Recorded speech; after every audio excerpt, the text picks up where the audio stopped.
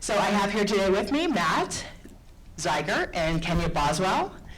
Matt is the Vice President of the Forbes Funds, and Kenya is the President of BNY Mellon Foundation. Come on up, guys. Let's get you started here. Ladies and gentlemen, Kenya and Matt, round of applause, please.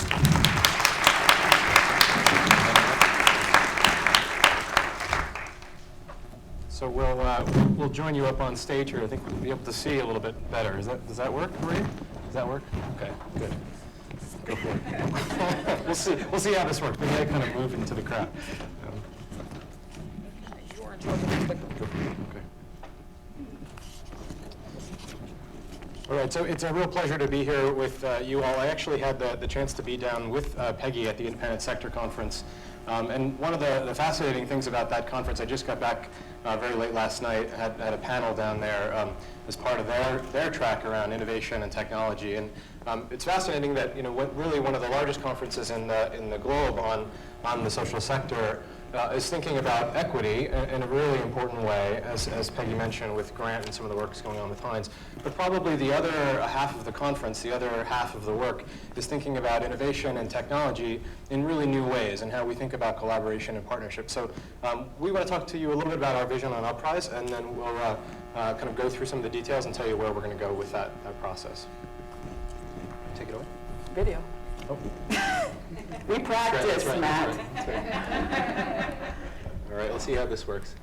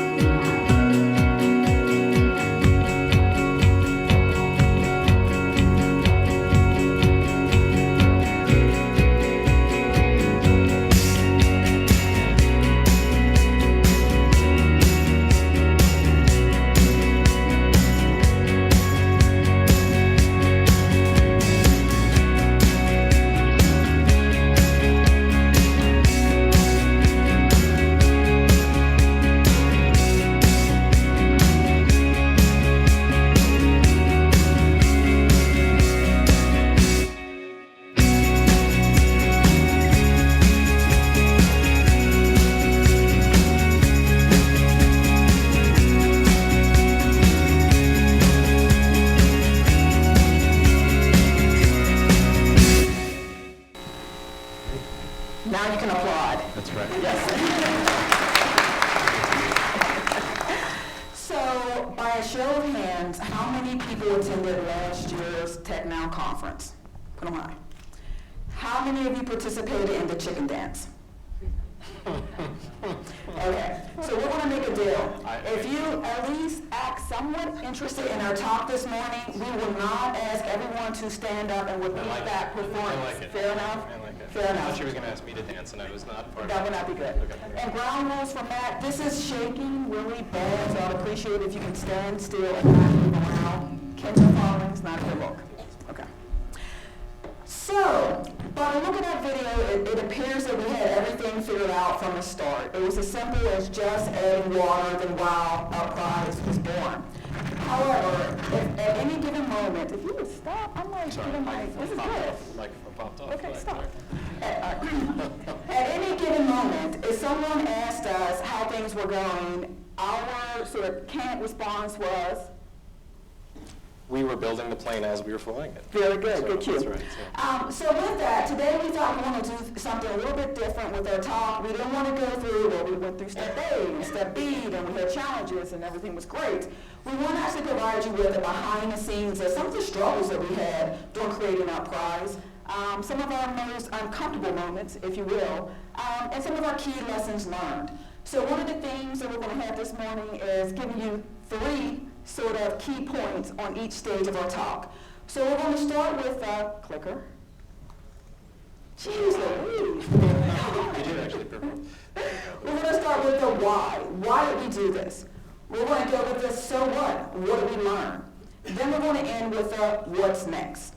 So I'll now turn it over to Matt to give his perspective of the why.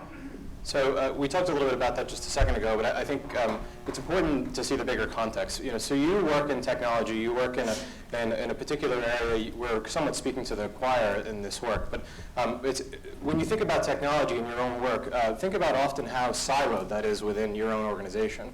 In our work at the Forbes Fund, so we have 35 years of working in building capacity of nonprofit organizations in Pittsburgh. And when we look at organizations from any sector, really from within the executive leadership or from management or from kind of frontline staff, the way that you go about work, the way that we go about work is often very siloed, right? It's often very siloed. There are different teams that have different kind of focuses and goals. Success means different things for different groups of people within your organization. And that is really particularly, I think, true in technology. And it's particularly true in technology on a macro scale as well. So if you think about the way we've thought about technology and the way we've thought about entrepreneurship or innovation or any of the kind of emerging advanced things we're doing as a society, they're often fairly marginalized, especially if you think about Pittsburgh. So Pittsburgh, I'm relatively new to Pittsburgh, only about a year and a half. And Pittsburgh is obviously becoming a real leader in technology, becoming a real leader in startup formation. But still, when we think about that activity, it's kind of in a vacuum. It's thought about as its own issue. It's thought about technology for technology's sake or innovation for innovation's sake. So the why for UpPrize was really about bringing other communities to see your mission as their mission. Turning on the assets of Pittsburgh in a way that actually advance your work. So when you think about the products and services you need, when we see nonprofits all the time, they're not very different than any other sector, right? But the application, the actual transformation of those products from the private sector into the social sector is a lagging process, right?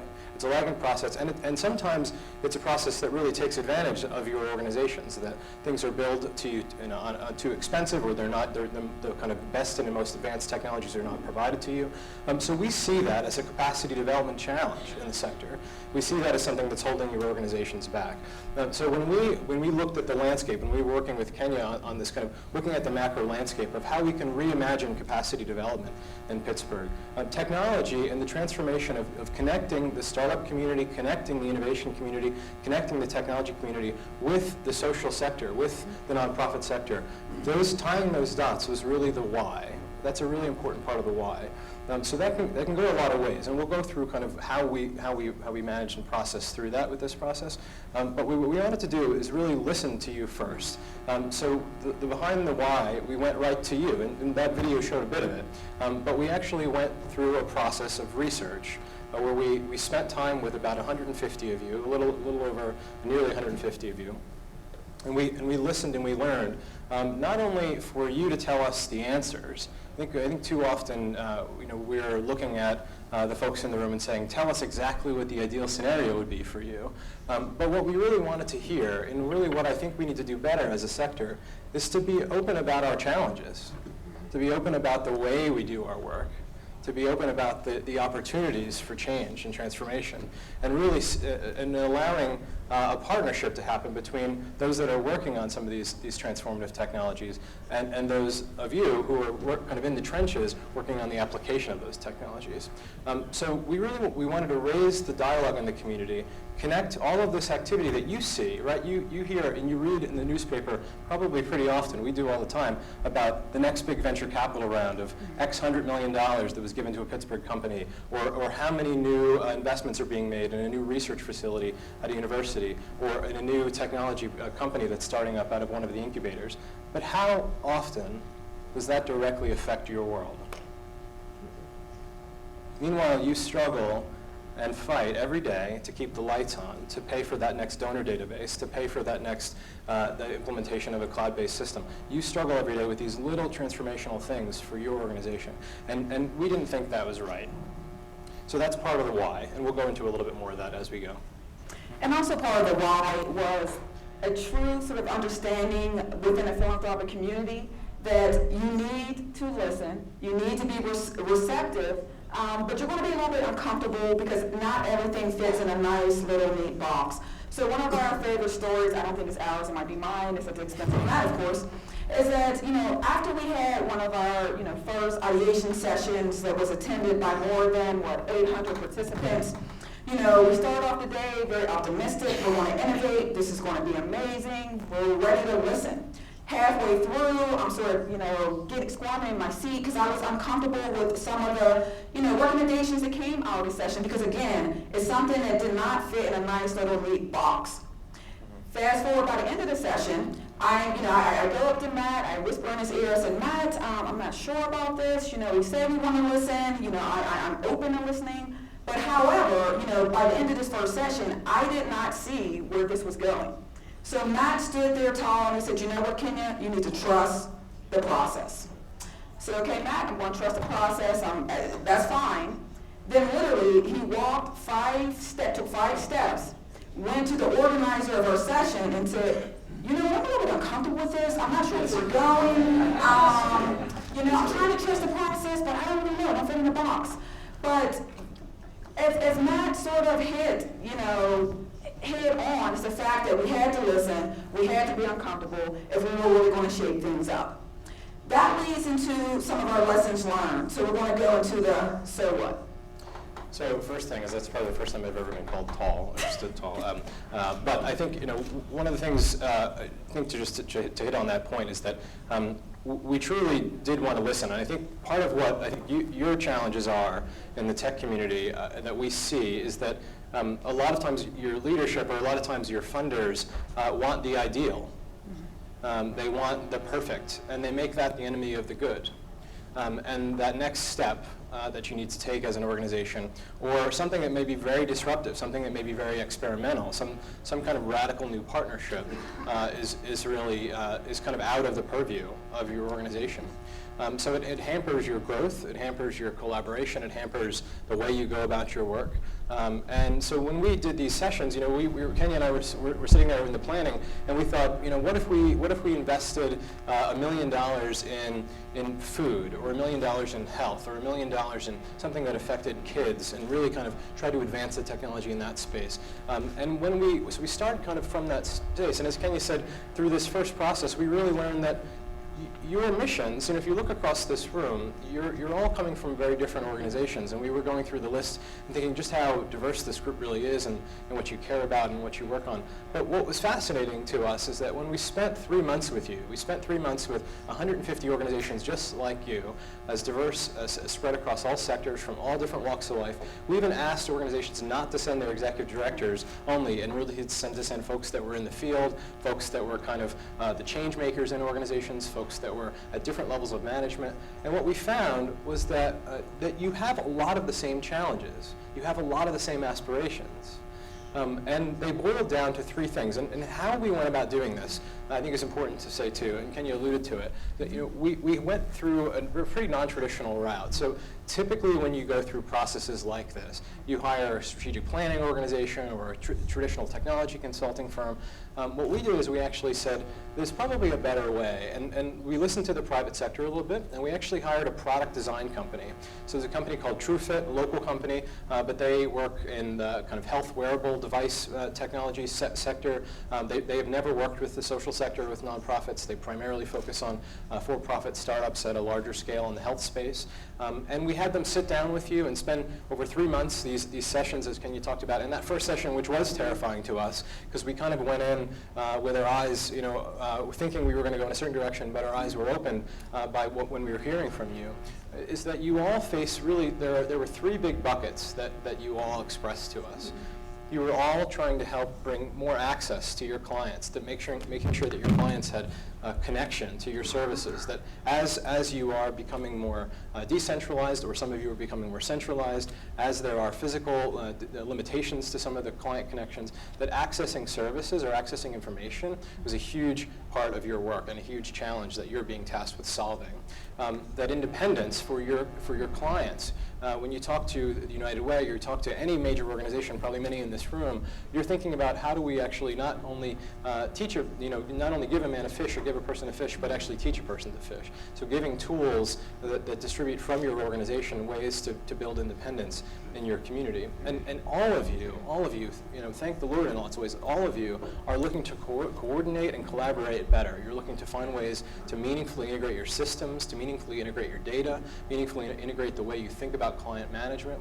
So those three areas of access, coordination, and independence were really where we focused this investment structure for the process. So long segue into the so what, sorry. Okay, so the so what. So what we did is actually we created the first impact investing fund. So I'll tell you a little bit about that. Funding structure. So at Pittsburgh, we not only gave grants through this process, but we also gave investments. So we were trying to turn the private sector, turn the startup community to seeing your opportunities as opportunities for them as well. And we also made sure that they were partnering with organizations that would directly benefit from it. So the so what is that we went up with 111 companies that applied in partnership with nonprofits, which blew us out of the water. This is an inaugural process. First time we were building the plane as we were flying it. And that we had 111 companies in context to the local incubators that many of you know so much about. That beats out the number of companies that apply for every incubation cycle of InnovationWorks or Alpha Lab or Thrill Mill or any of these others. So there's a hunger. I think it's important for you all to know that there's a real hunger to support you amongst the research community and the startup community and the innovation community, that there isn't often a platform to make those linkages. And so I think that for us, the so what, what we were really proud about, what Kenny and I threw this event that was kind of like kind of came together at the last minute. We weren't sure how the process was going to go, but we thought, we probably should get everybody in the same room that's applied. And what we did is we threw an event at Alpha Lab Gear over in East Liberty, which is a traditional for-profit incubator, many of you know. And we invited the nonprofit community, and we had nearly 500 people show up. And it was packed out. The mayor, all the major foundations, all the major startup leaders, all the major angel investors and venture capital funds, all of them came.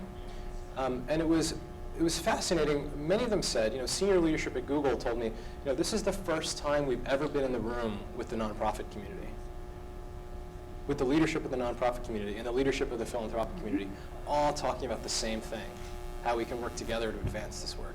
So for us, more than the investments, right? More than the companies that came out of this, that's the so what.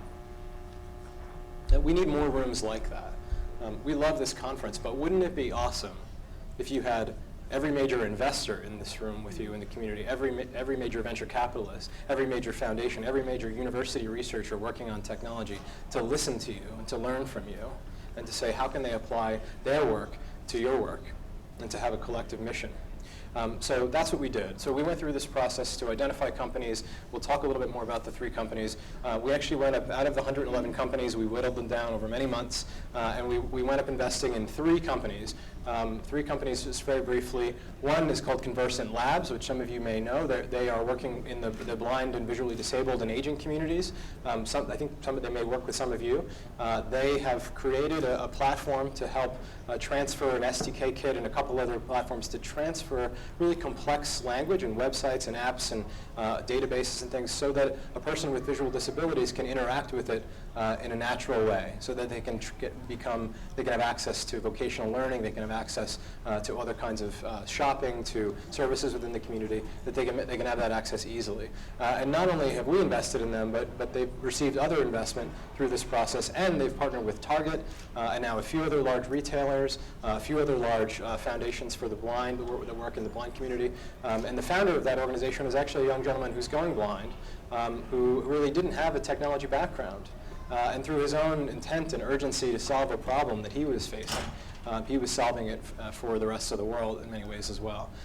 There are two other companies that we'll kind of touch on maybe through the rest of the talk. But one is working in victims' rights and human trafficking. That many local organizations that work in violence against women or sexual violence or human trafficking have continued to tell us, that there are real challenges in applying technology in that space to resolve these issues. So there's a fascinating researcher out of Carnegie Mellon and a company that came out of that that's working with a lot of local victims' rights organizations and organizations working in the human trafficking space, and now has national partnerships with the FBI and other places to advance that challenge. And the last that we'll just say briefly is that this company called Freckle, that was the last one the third one that we invested in, that actually came to us with the food pantry, with Community Human Services. Some of you might work with Community Human Services. And they told us that their biggest challenge in technology was that when they have clients coming in the door, that they may have, this is kind of a funny story I thought, they have two types of cans of beans, and one of them has vegetables in it, and one of them has some kind of awful, unhealthy stuff in it, and everybody always chooses the unhealthy one, and nobody chooses the healthy thing. And so they, as an organization, have been really wrestling with that not all food is created equal. You know, when you're serving folks that really need it, when you're serving folks that have young children, you're serving folks that this is maybe the only food they're going to have in their home that week, the sense of urgency they have to think about the best uses of technology to advance better selection of those food stocks, that's crucial. It's life-changing. And so CHS actually worked with a local tech company that was trying to solve that same problem in grocery stores. And they were one of our winners, and we've invested in a really beautiful and amazing platform that uses kind of the best things about advertising, the analytics and the back end, the behavioral health side of technology to drive better selection and purchasing and education in the food pantry. You are passionate about this, man. I am. Can we get to the next slide, please, so we can take a quick look at our three sort of takeaways from the so what. So one of the main takeaways is little bites can make a big difference. So what does that mean? Think about it. When people think about innovation, they think of technology, they think that it needs to be something big and splashy and a radical sort of change. But in our sort of viewpoint, and one of the key takeaways that we had is it can actually be a small little pivot, right? So an inside story is, you know, when we're first thinking of names before we hired a professional, UpPrize at that point was pivot on purpose, because that's essentially what we wanted them to do. A great example of a small little change is an organization called Rebuilding Together Pittsburgh. So if you're familiar with Rebuilding Together, they actually utilize hundreds of volunteers over a year to help them rehab homes for individuals that are either elderly, have special needs, or in another high-risk sort of category. One of the things that they noticed was they were spending a lot of time chasing down their volunteers, again, eager people, trying to get those, waiver forms signed. So these are the traditional waiver forms by saying if you hit a hammer the wrong way, you can't sue us. If a rocket fell out of the sky, you can't sue us. So something very critical. Because of Steel City Code Fest this past year, they had a wonderful team come together, spend 24 hours, came up with an online solution, so on the spot, they can literally have the volunteers just click a little box, sign that waiver, and go along their merry old way. One of the key takeaways from that was, they did an analysis internally. It made the organization run more efficiently, more effectively, and there was actually a cost savings, again, because of this small bite sort of solution. Our next sort of key takeaway is that we as nonprofit leaders must encourage a culture of innovation and radical collaboration.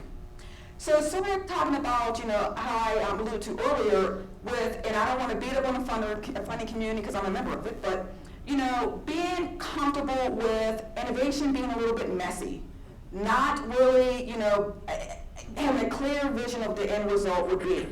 Oftentimes we hear, as we're, challenged and competing for resources, you need to innovate, you need to innovate, you need to innovate. You get excited, you're about to get your team together, then you hear the however. You need to have a whole list of criteria on what that innovation look like. So again, we as leaders, we in the funding community, partners, the community at large, need to be, a little bit more encouraging to our partners on what innovation look like and also the resources that are truly required to innovate. And last, and one of our most important key takeaways is we need all hands on deck. We are not competing to save the world. And I need to say that one more time. We are not competing to save the world. There are a million different challenges out there, and no one needs to, brand it or have their name on it. If we work together as a community, we will have a greater impact in the long run. So these are 3 of our main takeaways, and we want to make sure we get quickly, because we only have about 5 more minutes, to what's next. So what's next is that when we look forward, we really want to do more of this work. So you're going to see really a portfolio of this work from us at the Forbes firms, from us in partnership with BNY Mellon, and from us in partnership with many of you.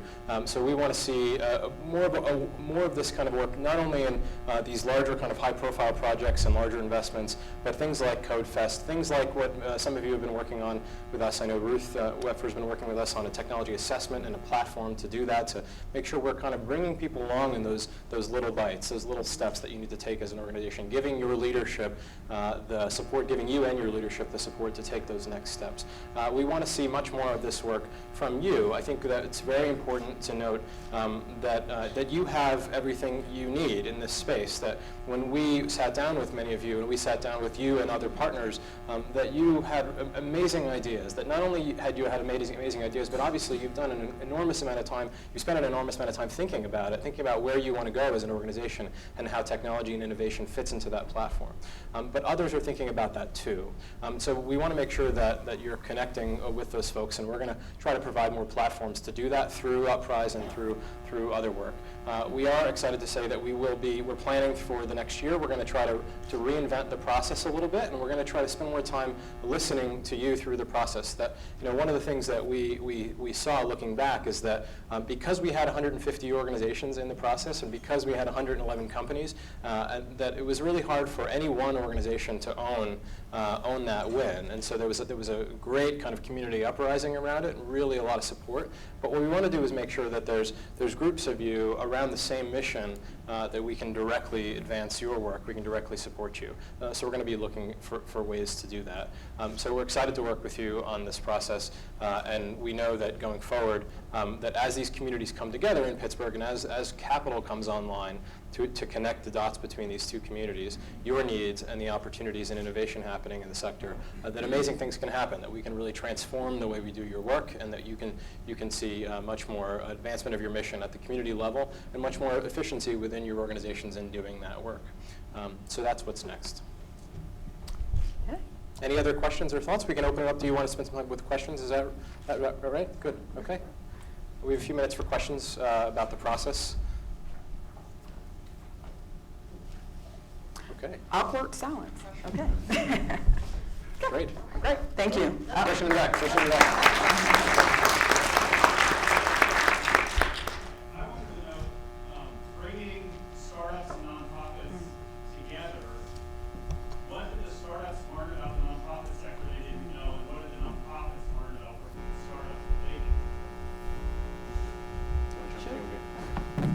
So I think one of the things we heard a lot from the startup community is that I think they had an enormous new respect to how complex your work is, and complex the challenges are that you're working on. And so that was really encouraging to us that, oftentimes I think you guys are told, and we're told, if only nonprofits could think more like a business, everything would be fine.